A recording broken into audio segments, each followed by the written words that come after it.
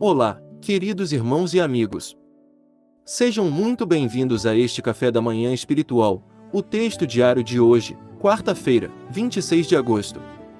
O texto de hoje se baseia em Mateus, capítulo 5, versículo 44. Continuem a amar os seus inimigos e a orar pelos que perseguem vocês.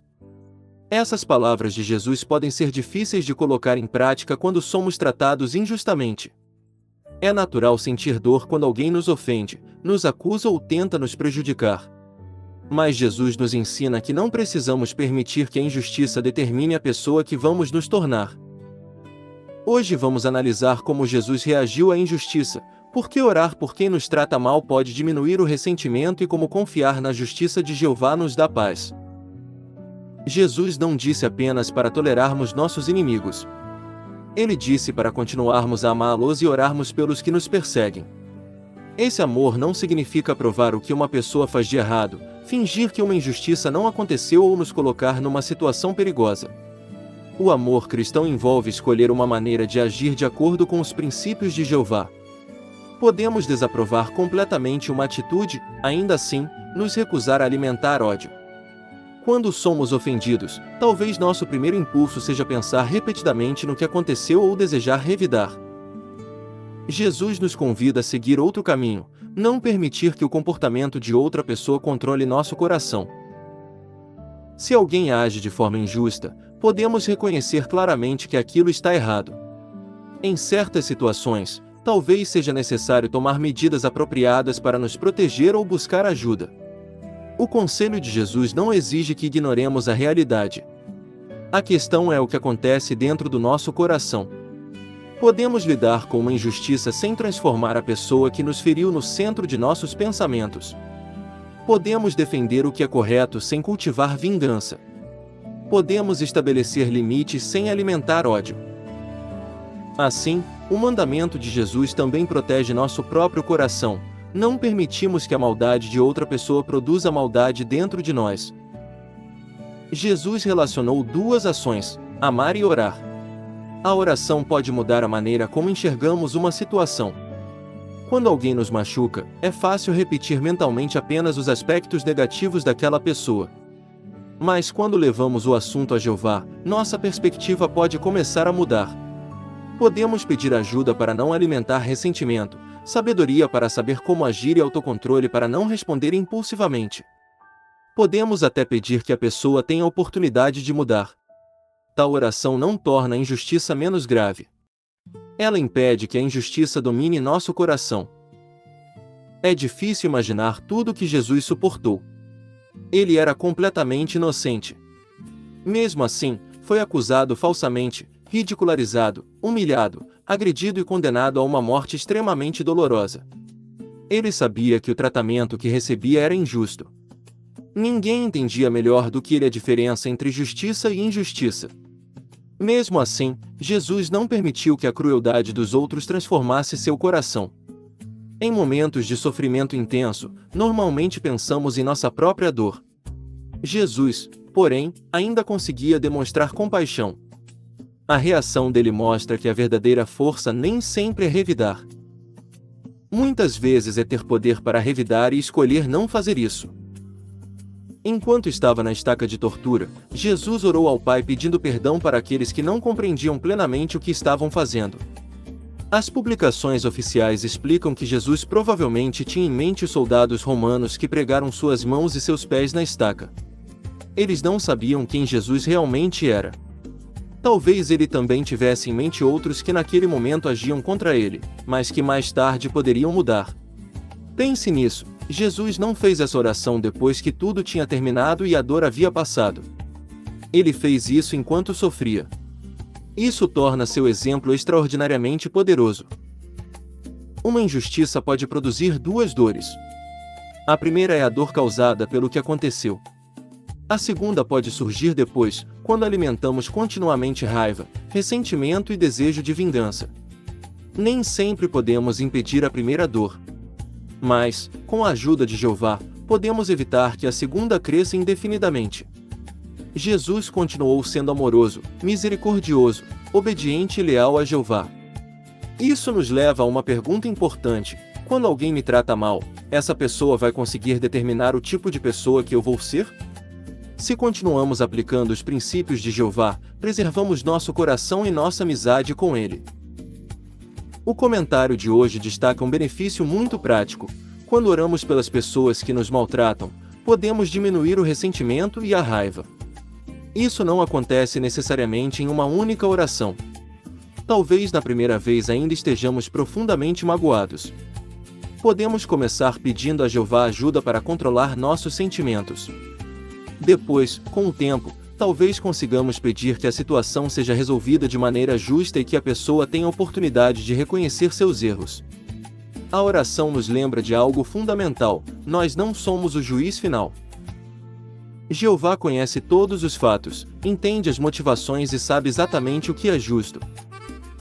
Uma das partes mais difíceis de uma injustiça é que ela pode continuar acontecendo dentro da nossa mente muito depois de o episódio terminar. Talvez à noite repitamos mentalmente uma conversa. Imaginamos respostas melhores e sentimos novamente a mesma raiva. Quando isso acontecer, podemos usar a oração como uma interrupção espiritual. Em vez de continuar alimentando a cena, podemos falar com Jeová: Pai, isso ainda está me machucando. Ajude-me a pensar como Jesus. Ajude-me a não deixar essa situação controlar meu coração. Talvez precisemos fazer isso muitas vezes. Isso não é fracasso. É recorrer repetidamente à fonte certa de ajuda. O texto diário diz que a oração pode até mudar nosso ponto de vista sobre quem nos maltrata.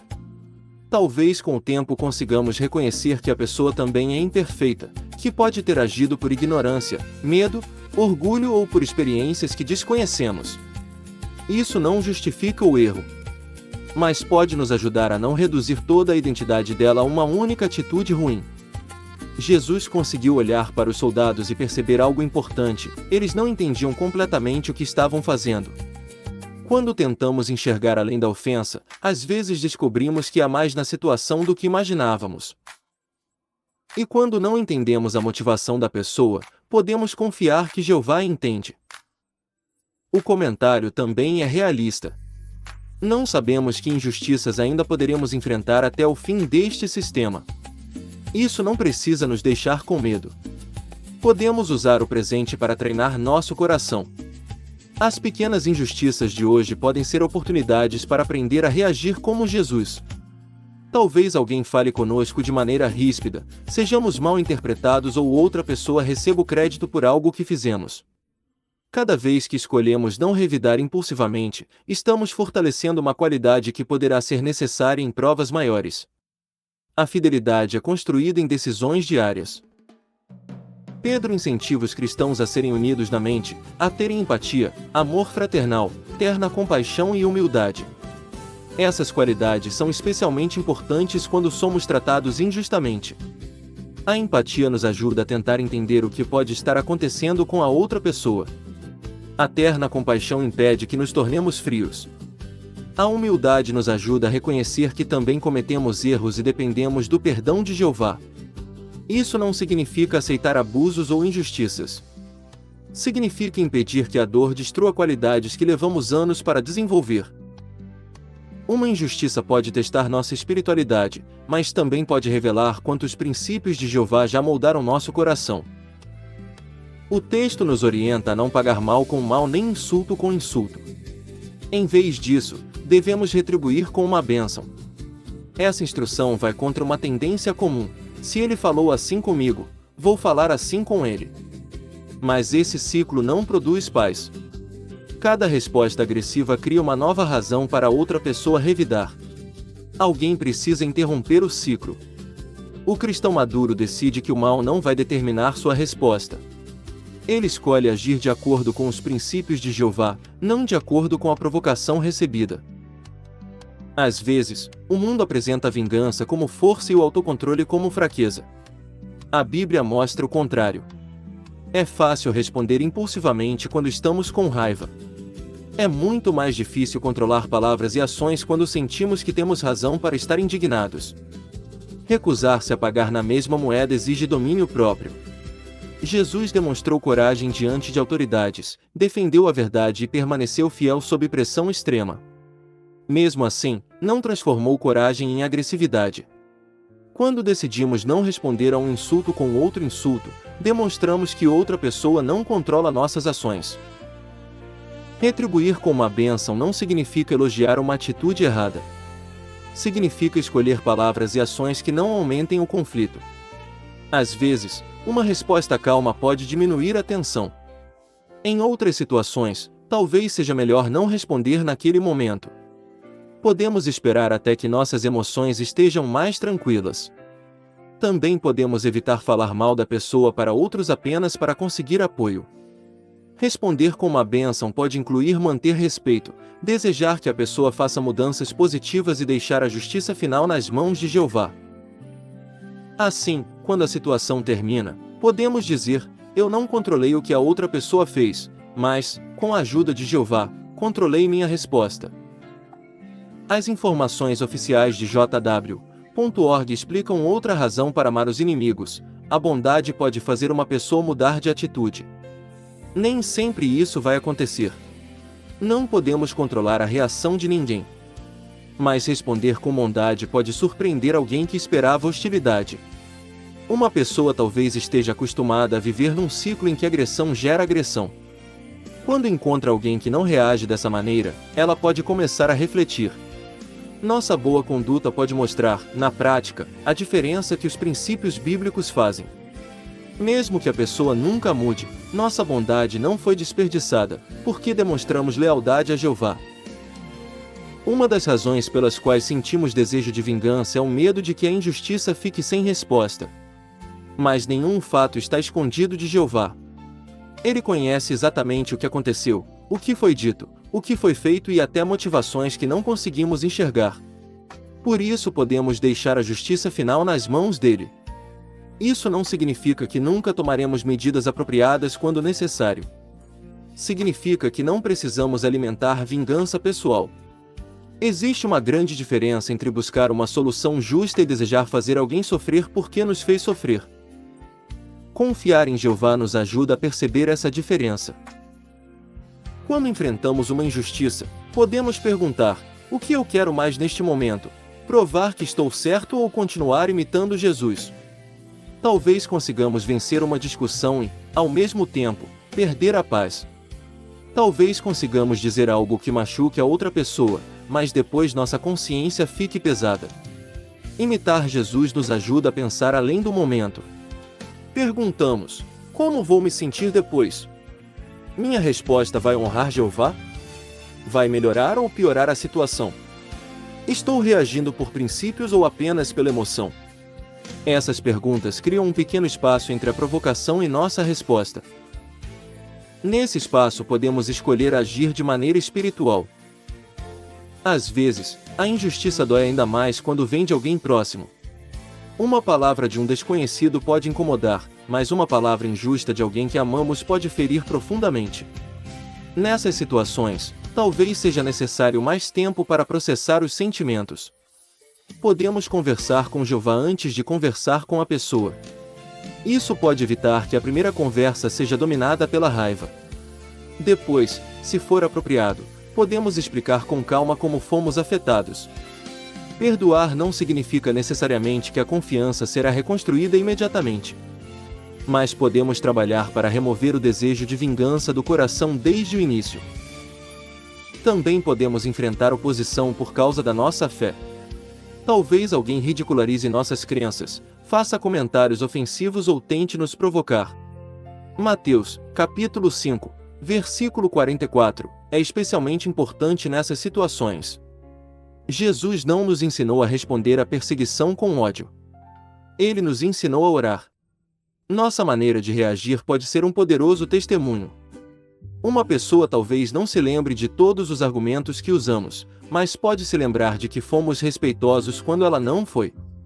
A calma não significa falta de convicção. Podemos defender nossa fé com firmeza e, ao mesmo tempo, tratar a pessoa com dignidade. Vamos transformar o texto de hoje numa rotina simples. Primeiro, pare antes de reagir. Se possível, não responda enquanto a emoção estiver no ponto mais alto. Segundo, ore. Conte a Jeová exatamente como você se sente. Terceiro, lembre-se do exemplo de Jesus e pergunte como ele reagiria. Quarto, escolha um princípio bíblico para orientar sua próxima ação, como Mateus, capítulo 5, versículo 44, ou 1 de Pedro, capítulo 3, versículo 9.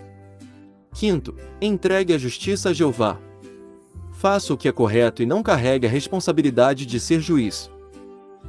Esses passos podem evitar muitas palavras e decisões das quais nos arrependeríamos depois. Talvez você já tenha perdoado alguém, mas de repente a lembrança volte e a raiva reapareça.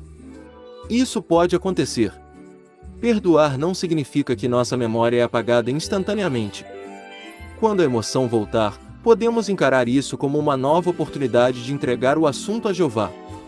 Podemos orar novamente, lembrar que decidimos não alimentar ressentimento e direcionar a mente para algo construtivo. Com o tempo, a lembrança talvez continue existindo, mas pode perder o poder de controlar nossas emoções. O objetivo não é fingir que nada aconteceu. É chegar ao ponto em que o que aconteceu não governa mais nosso coração. Quando aplicamos esses princípios, talvez a outra pessoa não mude. Mas nós podemos mudar. Podemos nos tornar mais pacientes, mais equilibrados, mais conscientes da necessidade de oração e mais confiantes na justiça de Jeová. Essa é uma vitória espiritual. Uma injustiça que poderia ter produzido amargura pode acabar fortalecendo nossa amizade com Jeová. É por isso que o texto diário termina com uma garantia tão bonita: se continuarmos aplicando os princípios da Bíblia e imitando Jesus ao lidar com injustiças, podemos ter certeza de que Jeová nos abençoará. A aprovação dele vale muito mais do que vencer uma discussão ou conseguir a última palavra.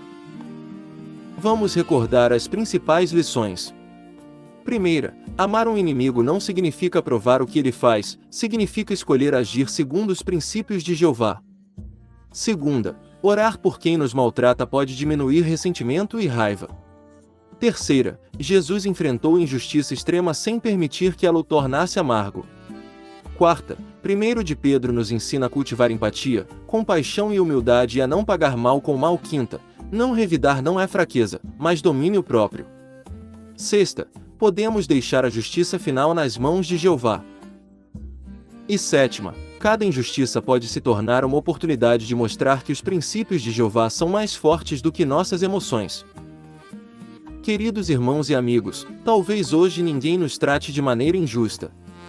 Mas talvez aconteça amanhã ou em algum momento que não esperamos. Por isso, vale a pena guardar no coração as palavras de Mateus, capítulo 5, versículo 44. Continuem a amar seus inimigos e a orar pelos que perseguem vocês. Quando lembrarmos de Jesus em Lucas, capítulo 23, versículo 34, veremos que esse conselho pode ser colocado em prática mesmo sob enorme pressão. E 1 de Pedro, capítulo 3, versículos 8 e 9, nos mostra como agir, com empatia, amor, compaixão e humildade, sem pagar mal com mal. Que nenhuma injustiça nos faça abandonar os princípios de Jeová. Muito obrigado por nos acompanhar neste café da manhã espiritual. Que Jeová nos dê sabedoria, paz e força para imitar Jesus e continuar fazendo bem.